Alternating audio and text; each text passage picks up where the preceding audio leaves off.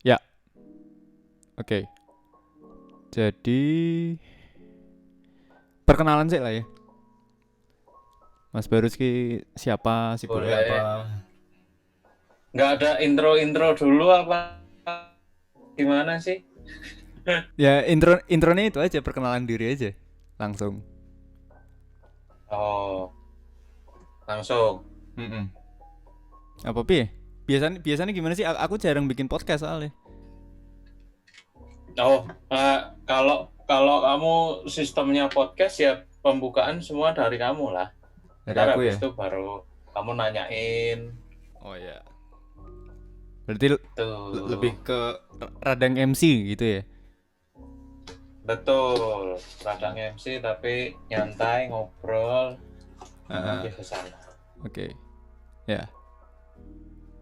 Selamat apa? Selamat gini hari lah ya. Lah nonton nggak mesti pagi siang malam.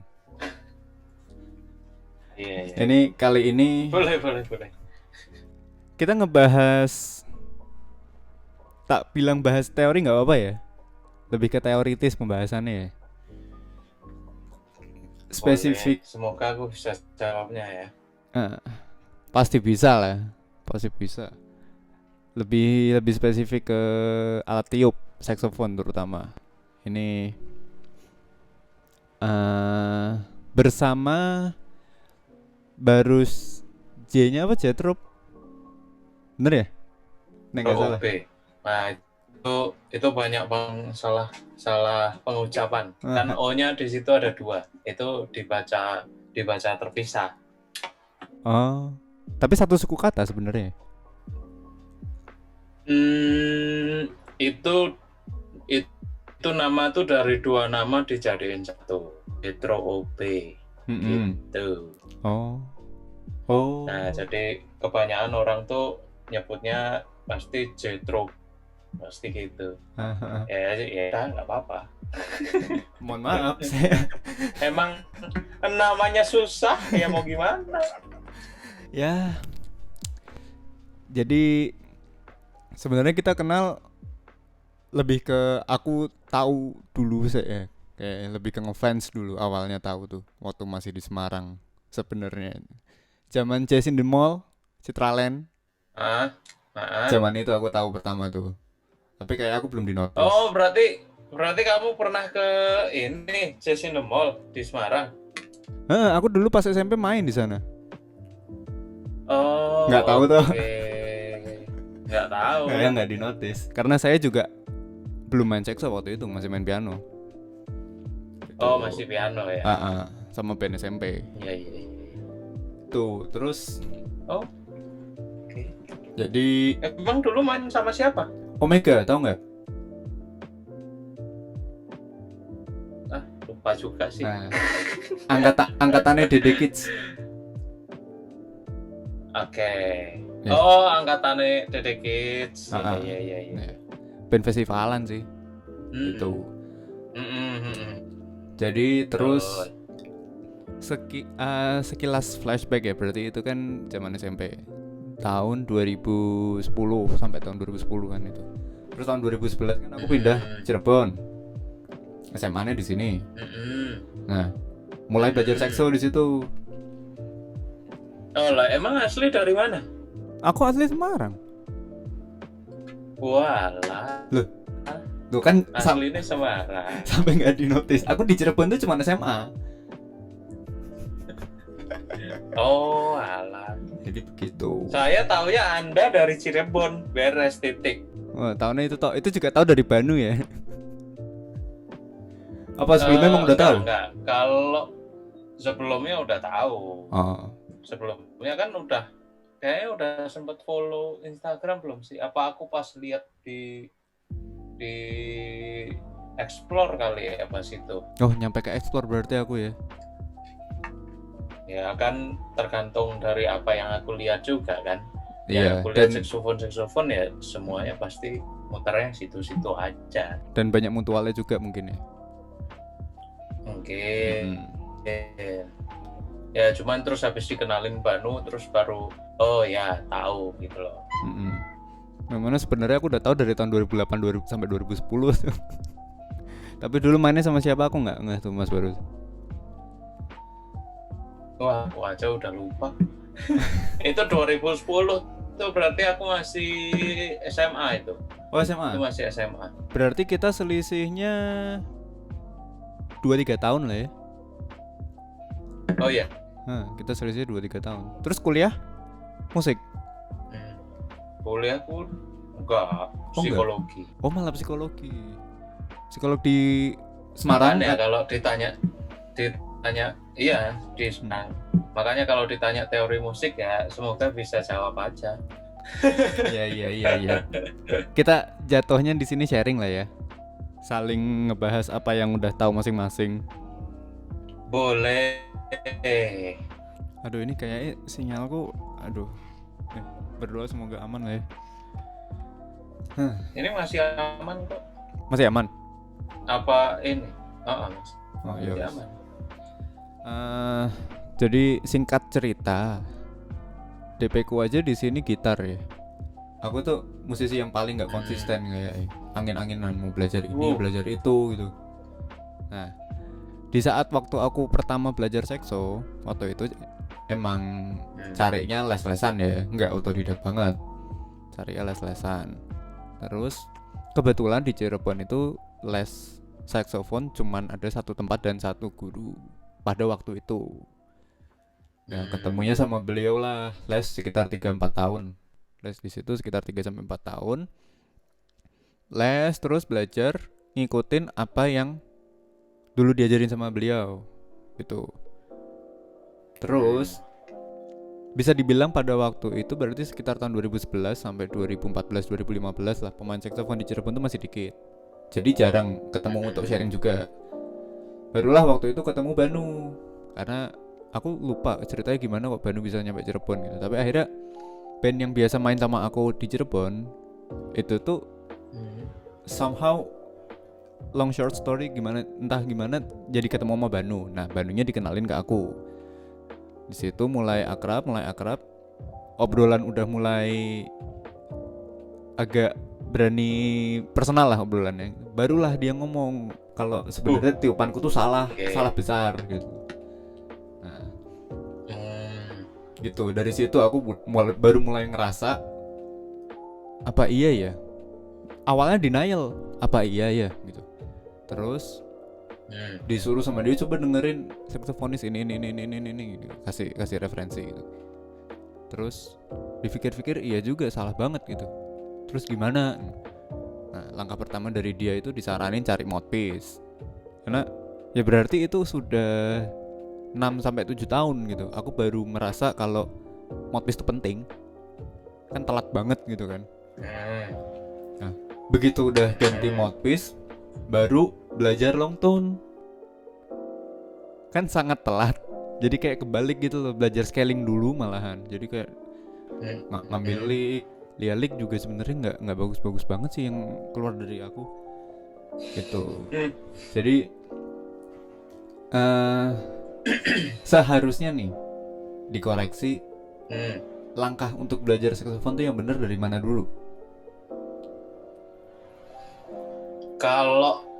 Kalau dengerin dari ceritamu itu memang mungkin kasusnya adalah si mouthpiece mungkin nggak istilahnya tuh nggak rata lah, atau mungkin mouthpiece-nya memang masih ada cacatnya ya. Jadi menurutku kalau itu harus ganti mouthpiece itu pilihan yang tepat. Tapi kalau misalnya pada saat itu mouthpiece yang kamu pakai sebelumnya itu tuh sebenarnya nggak ada masalah, yaitu kalau kamu ganti pun juga malah jadi tambahan pelajaran buat kamu, harus ngulik lagi. Sedangkan dengan mouthpiece yang bawaannya dan kamu memang nyaman di situ, sebenarnya nggak masalah untuk dipelajarin untuk tone, untuk cariin soundnya kayak gimana, itu nggak masalah, karena kan memang itu masih proses nyari sound gitu kan. Kalau proses nyari sound itu tuh memang nanti tuh kita bentuk embouchure-nya dulu yang awal. sehingga mau mood pitch apapun sebenarnya masih bisa untuk dikejar. Hmm. Setelah nanti kita dapat embouchure-nya dan kita udah tahu karakter dari si sound saxophone kita, baru nanti kita upgrade ke alat. Nah, itu mungkin ke mouthpiece gitu. Nanti kita baru cari tahu, oh ternyata kalau ganti mouthpiece itu nanti warna suaranya jadi berubah jadi kayak gini. Cocok apa enggak? Kalau cocok ya berarti kita pakai mouthpiece yang lain. Itu misalnya gitu ya. Berarti itu kalau yang masalah mouthpiece. Cuman sebenarnya nggak perlu ganti-ganti mouthpiece sih, karena aku pernah ketemu orang yang tiap kali pasti ganti mouthpiece. Tiap kali ada mouthpiece baru atau mouthpiece yang hype itu dia pasti ganti mouthpiece gitu. Alhasil apa? Alhasil sound yang dia hasilkan ya udah stuck di situ-situ aja, dan dia mau pakai mouthpiece apapun soundnya akan sama. Samanya ya karena mungkin dia nggak ngelatih tone color-nya dia nggak ngelatih embouchure-nya dia, ya jadinya sound yang dihasilin ya udah kayak gitu terus gitu loh, nggak ada perkembangan atau nggak ada yang bikin wow jadi beda ya gitu. Itu setiap kali aku selalu bilang sih untuk beberapa orang untuk jangan ganti-ganti mouthpiece dulu. Kalau misalnya mouthpiece-nya masih nyaman dipakai, mending dipakai dulu sampai masa belajarnya itu habis gitu lah. Masa belajar untuk cari embouchure-nya itu habis gitu ya. Nah, kalau ditanya untuk masalah stepnya yang biasanya setiap mentor saxophone yang aku tahu, mereka itu pasti bakal nyuruh kita untuk latihan embouchure nanti dibarengin sama latihan fingering. Itu penting banget gitu loh. Kenapa? Karena kalau dulu aku juga ingat-ingat lagi, kalau memang dulu masih belajar saxophone kan, apalagi masih muda kan ya, kita belajarnya juga masih muda kan. Kalau kita belajar saxophone tuh rasanya pengen cepet-cepet bisa mainin lagu. Ya, alat musik apapun sih rata-rata gitu ya. Ya kan, benar. Nggak salah, sebenarnya itu nggak salah dan nggak masalah. Tetapi kebanyakan ketika sudah keseringan main lagu, mereka lupa sama basic yang harus dipelajari ini. Embouchure lah, fingering lah, nanti masalah phrasing lah, masalah artikulasi lah. Wah, itu banyak banget teknik-teknik yang perlu untuk dipelajari. Dan beberapa orang mungkin melihatnya kayak pengen bisa main lagu kayak Kenny G misalnya gitu, atau kayak Dave Koz. Nggak masalah, itu mimpi yang patut untuk didukung sih menurutku. Tapi sebelum Kenny G dan Dave Koz bisa main kayak gitu, mereka punya teknik-teknik juga, mereka punya basic-basic juga yang perlu untuk dipelajari gitu loh. Ya salah satunya yang paling penting ya embouchure, fingering. Itu nanti sudah bisa bercabang ke mana-mana. Embouchure itu dari long tones kan ya? Ya, itu dari long tones. Memang belajarnya dari long tone. Cuman kalau aku mempelajarinya sendiri sebenarnya bukan masalah long tone saja gitu loh. Long tones itu tuh sebenarnya kalau menurutku pribadi ya, itu tuh lebih ke melatih, buat latihan, buat ngebiasain si bibir biar dia punya memori muscle-nya sendiri. Ketika kita mau niup alto atau mungkin mau niup tenor, itu tuh sudah langsung ngefit gitu loh. Embouchure-nya akan kayak gini gitu loh. Nah, lebih ke sana sih kalau main long tones. Ini lebih kayak berarti kebiasaan ya, sama hafal-hafalan gitu kan, posisi bibir. Nah, itu. Ini nih aku selalu miss soalnya. Kayak misalkan pas on occasion gitu bawa 2 alto tenor atau alto sopran atau sopran tenor. Sopran tenor. Nah, itu tuh di saat mau ganti pasti nggak bisa langsung bener bunyinya. Kayak diem dulu main tangan nada bolak-balik baru normal lagi. Kenapa gitu? Gimana caranya biar begitu dari tenor langsung ganti ke sopran tapi langsung bunyi bener gitu bunyinya? Kenapa begitu? Karena berarti kemungkinan terbesarnya kamu sebelum main kamu nggak pemanasan dulu sama dua alat itu. Ya, emang kalau itu sering banget. Sering Nah, miss. itu karena kalau aku misalnya ada main tenor sama sopran, 2 hari sebelumnya aku sudah harus istilahnya terapi buat aku sendiri. Aku harus ngebiasain dulu. Ketika nih main tenor, latihan pakai tenor, terus switch ke sopran. Main pakai sopran ya itu paling kayak 5-10 menit gitu kan. Nanti switch lagi. Tapi sebelum aku latihan untuk switch itu biasanya aku long tone dulu, harus nemuin dulu embouchure-nya untuk di tenor gimana, untuk yang sopran gimana. Jadi ketika nanti switch, aku sudah harus tahu, oh ini pakai mouthpiece sopran, oh yang ini pakai mouthpiece tenor, gedenya seberapa, terus tekanannya harus seberapa, yang gitu-gitu sih. Nah, balik ke long tone sih. Nggak cuma selalu. long tone sih, tapi lebih ke kalau aku sekalian latihan fingeringnya juga, karena kan fingering di tenor sama di sopran itu kan ya memang sih sama, cuman kan tenor lebih gede gitu kan. Nah itu butuh pembiasaan lagi gitu. Nggak se apa ya istilahnya, nggak se enak kalau sopran kan lebih kecil gitu kan, jadi lebih rapat, playability-nya lebih cepat. Apalagi kalau tenornya ketemu yang clapnya vintage itu kan lebih renggang-renggang lagi. Betul. Nah itu juga perlu pembiasaan yang ekstra lagi sih menurutku ya. Jadi sebelum main memang harus dikondisikan dulu si embouchure, fingeringnya itu harus dikondisikan dulu. Dan ketika nanti sudah main itu biasanya kita sudah tahu gitu loh. Ya paling miss dulu kayak bangsa 1-2 tiupan, tapi habis itu sudah aman, sudah lebih aman. Gitu. Ya. Benar. Terus tips buat ada 2 tips yang mau tak minta. Tips pertama itu apa tuh? Kan alat musik saxophone ini kan alat musik tiup gitu kan.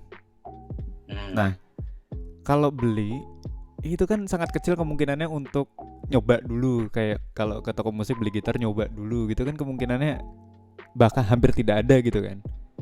Gimana tips untuk memilih alat yang pas sama kita gitu kalau mau beli supaya nggak zong? Yang pas sama kita ini sebenarnya tuh pembahasan beli saxophone tuh sebenarnya luas banget kalau menurutku ya, karena aku pun juga sempat pernah kan bikin konten tentang hal ini juga. Nanti linknya tak kasih nih. Ya boleh. Jadi gini, kalau mau beli saxophone yang pas, yang pasti harus lihat dulu keperluannya untuk apa. Ya, itu pertama tuh, keperluannya untuk apa? Untuk upgrade alat kah? Untuk belajar kah? Nah, ini udah beda pasti. Ekspektasinya nanti pasti akan berbeda. Terus yang selanjutnya itu budget. Uang. Masalah uang ya. Itu berapa budget yang kita alokasikan untuk beli saxophone.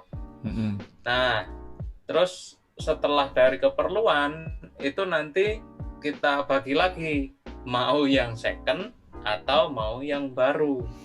Nah, itu nanti tuh beda lagi, karena nanti kalau kita beli second itu pasti kita harus ngecek semuanya lagi dulu kan, pasti ribet gitu.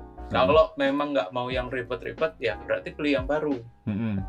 Nah, kalau beli yang baru, kalau buat belajar, apalagi baru pertama pegang dan kayak masih terkesan mut-mutan untuk belajar, mending saranku beli saxophone yang budget. Saxophone budget tuh yang di bawah 5 juta itu masih ada beberapa lah, yang baru-baru itu masih bisa dapat. Tapi kalau misalnya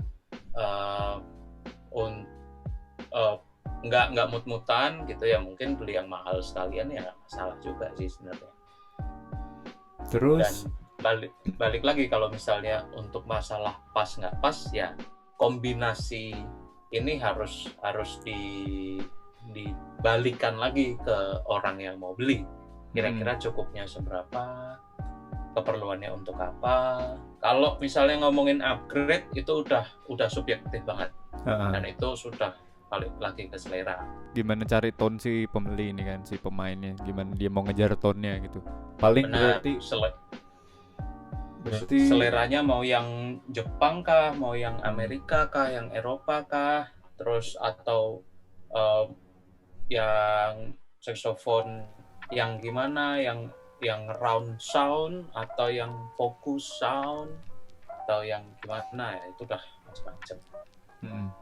Terus ya berarti balik kayak lihat review di internet aja ya, merek ini keluarnya apa gitu. Ya, itu perlu juga sih. Hal itu perlu juga. Walaupun kalau aku bilang reviewer termasuk aku pun, kalau misalnya nge-review yang sering aku bahas tuh kayak Bersha Modpiece gitu ya. Sering banget kan aku bahas. Kita ngelihat review untuk referensi itu boleh, tapi kalau dijadikan patokan itu jangan. Ya, paham sih maksudnya. Nah itu. Ya. Pokoknya jangan sampai kita mikirnya, oh kalau Bersha itu tuh yang dipakai Krishna Byogi itu pasti bright, pasti cempreng gitu. Karena itu yang aku rasain gitu kan. Dan kalau misalnya ada orang lain yang menilai, wah itu bright pasti cempreng, ya belum tentu, kan belum dicoba. Iya. Kan dia belum nyoba gitu loh. Karena menurut tiap orang pasti akan berbeda juga. Ada yang bilangnya, oh ini pas brightnya, atau menurutku ini nggak terlalu bright tapi ini enak, atau mungkin ada orang yang merasa masih kurang bright, ya ada juga gitu. Terus dijadiin patokan. Itu reed itu sengaruh Modpiece nggak, pemilihan reed untuk ke tone suara gitu? Ya ngaruh banget. Ya? Ngaruh banget, sengaruh-ngaruhnya. Karena itu nyamannya niup ya. Kalau bahas reed itu tuh menurutku sudah pembahasannya lebih ke kontur reednya. Oh, konturnya. Jadi aku pernah bikin ada Modpiece yang apa namanya, modelnya V shape, jadi dia bentuk V gitu. Bentuknya V di sini. Kalau misalnya kita terawang gini nih, itu bakal kelihatan. Ada yang V, ada yang U. U itu ya kayak gradasi biasalah gitu, nggak ada bentukan lancipnya. Ini terus habis ini plastik cover apa nih berarti? Plastik cover itu apa ya, aku lupa deh. Aku ada cuman lagi di tas. Kayak gini. Terus nggak kelihatan ya? Itu tuh juga ada. Ini kelihatan nggak kalau sini? Ada 2 model. Bentar, aku cari yang lebih gedean. Nah, nih. Kayak ini nih udah beda banget. Yang satu ada potongannya, yang satu nggak ada. French cut sama American cut. Sorry. Oh iya. Yang ini French, yang ini American. Itu juga beda. Terus apa namanya? Ini bekas oret-oretan. Oret-oretan. Kenapa harus dioret-oret? Jadi ini kontur reednya nih lagi pas nggak rata. Jadi harusnya nih bagian runcingnya itu tuh ada di tengah, nggak di pinggir. Makanya si reed ini jadi sangat amat ringan. Jadi terlalu ringan kalau buat aku. Jadi ngejepret karena di bagian sini nih yang nggak ketutup tanganku nih ya, nggak ketutup jariku, ini nih dia lebih tipis. Jadi kalau kita tiup pasti akan lebih ringan banget.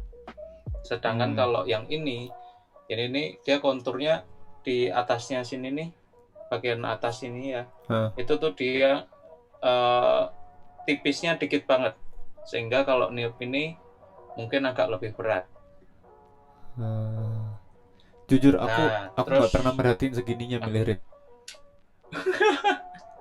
Nggak apa-apa, itu proses belajar. Eh, Dan kayak aku pernah nge-review Rick Van Doren, semua Van Doren aku coba itu memang beneran beda semua. paling bagus, Warna. paling recommended. Nggak bisa aku bilang recommended sih kalau itu. Cuman kalau mikirinnya masalah barangnya, alatnya, si Rick-nya itu sendiri tanpa ngelihat hasil sound-nya, itu memang Rick Van Doren menurutku yang kualitinya paling bagus dibandingin sama Rick yang lain. Kualitinya paling bagus kenapa? Karena dia mikirin banget packagingnya. Ya. Jadi kita ngambil Rick pun itu tuh memang pasti masih fresh gitu loh, istilahnya gitu. Sedangkan kalau kita pakai Ricoh itu kan satu box sudah jadiin satu gitu kan. Nah itu kalau kita nyimpennya di ruangan yang lembab ya pasti akan gampang jamuran. Sampai Kita baru buka satu, yang lain jamuran. Gitu. aku Rit jujur nggak pernah sampai segitunya mikirnya. Lebih ke ukuran udah. Kayak waktu pernah tanya di DM tuh kan. Udah Loh, matok bener. di ukuran tok. Iya, sebenarnya nggak masalah kalau mau bilang gitu. Tapi dulu aku pun sempat mikirnya kayak gitu loh. Maksudnya ya udah Rick tuh cuman masalah ukuran aja. Ukuranku sekian, ya udah beres gitu kan. Tapi terus aku jadi mikir lagi, kenapa kok setiap ukuran pasti nggak sama tipe yang lain. Misalnya Java, ini ngomongin Van Doren aja ya. Chartnya Java, itu kan? Ya, tiap chartnya kan beda-beda. Yeah. Kenapa yang Java sama yang tradisional nomor 3-nya posisinya bisa beda? Harusnya sama dong, orang itu kan satu pabrik. Iya. Nah, yang gitu-gitu. Nah, itu aku mulai bertanya-tanya, aku mulai ngulik lah maksudnya. Jadi, oh ternyata konturnya tuh kayak gini. Oh ternyata cuttingannya tuh kayak gini. Nah, itu ternyata berpengaruh. Ya walaupun nggak semua orang bisa ngerasain langsung gitu tuh. Pas nyoba itu kayak, oh iya rasanya gini. Itu belum tentu, karena aku pun juga kadang masih kayak abu-abu gitulah rasanya. Iya, Nah, bener. aku sempat juga tanya sama Kenneth. Ya kebetulan pas Kenneth juga ini sih sepaham sama aku. Yang aku rasain apa, Kenneth juga ngerasain yang sama. Jadi kalau misalnya yang gampangnya deh, kalau cuman ngeliat gini aja, aku bisa nebak kalau yang ini dia akan lebih powerful untuk kita tiup. Powernya akan lebih naik. Itu beda merek emang ya?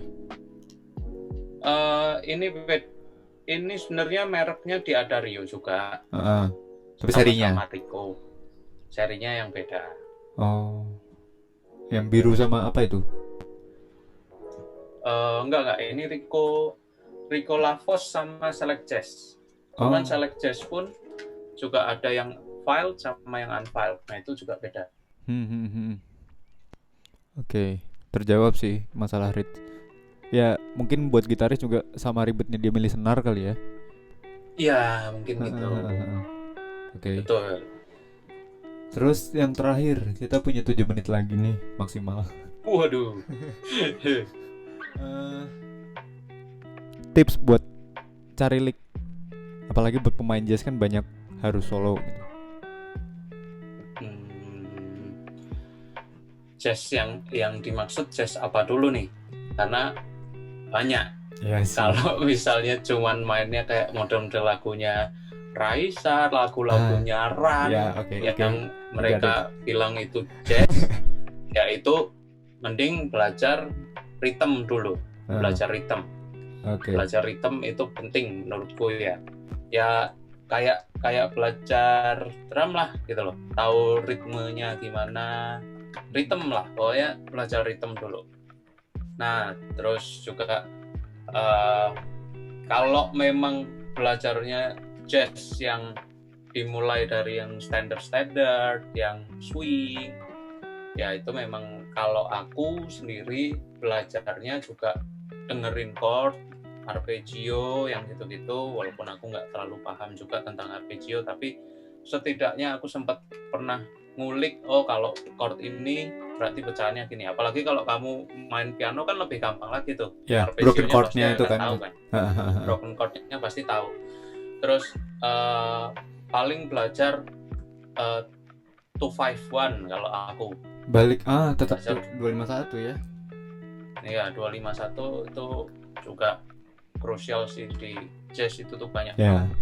phrasing juga, apalagi buat pemain saxophone. Phrasing di jazz itu nggak cuman legato, nggak cuman staccato, tapi juga ada yang namanya apa sih, diddle tuh taya-taya gitu tuh. Nah, Apa itu? Aku baru dengar. Taya-taya tuh, loh baru dengar Sumpah. Kalau dengerin, jadi misalnya kalau kamu dengerin pemain jazz yang mainnya swing gitu tuh, biasanya dia akan punya improvisasi itu pasti kayak taya yang gitu lah, nggak yang ya nggak yang gitu. Nah, Beatle lah. Aku tahu sih itu istilah itu, tapi aku nggak menganggap itu sebuah phrasing sendiri gitu. Dan aku kalau begitu, nggak tahu ini bener salah ya, tapi kalau aku mau begitu itu tuh dari tangan, bukan dari tiupan. Harusnya dari tiupan atau dari tangan? Ya sejauh ini yang aku pelajarin dari tiupan. Kalau dari tangan itu nggak ngejar. Nggak ngejar. Kalau cuman dari tangan itu jadinya legato. Nggak ada staccatonya. Jadi itu taya itu tuh staccato legato kombinasi. Boleh dicontohin nggak? Waduh, aku juga belum ini lah. Ya, aku ambil dulu apa? Boleh kalau nggak repot. Ada. Sorry merepotkan. Buka dulu bos.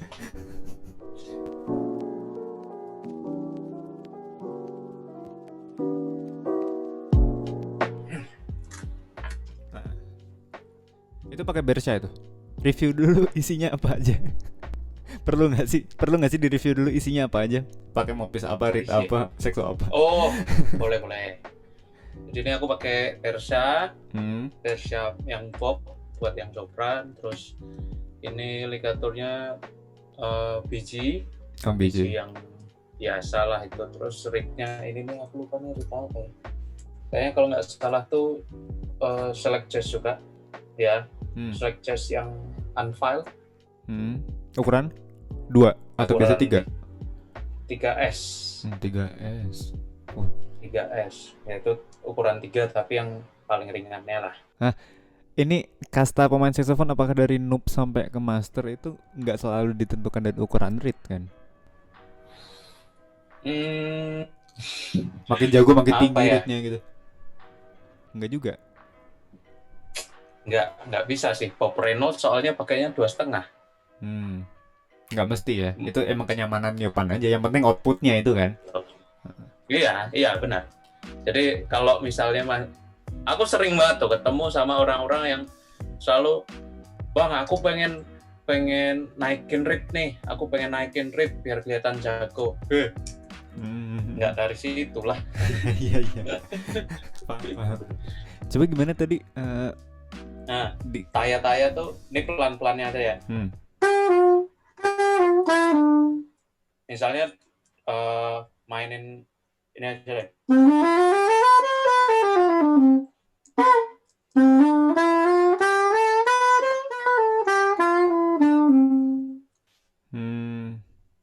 Ini yang ini legato. Staccato.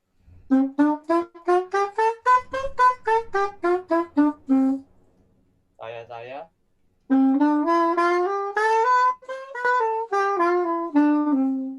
Berarti gini ya?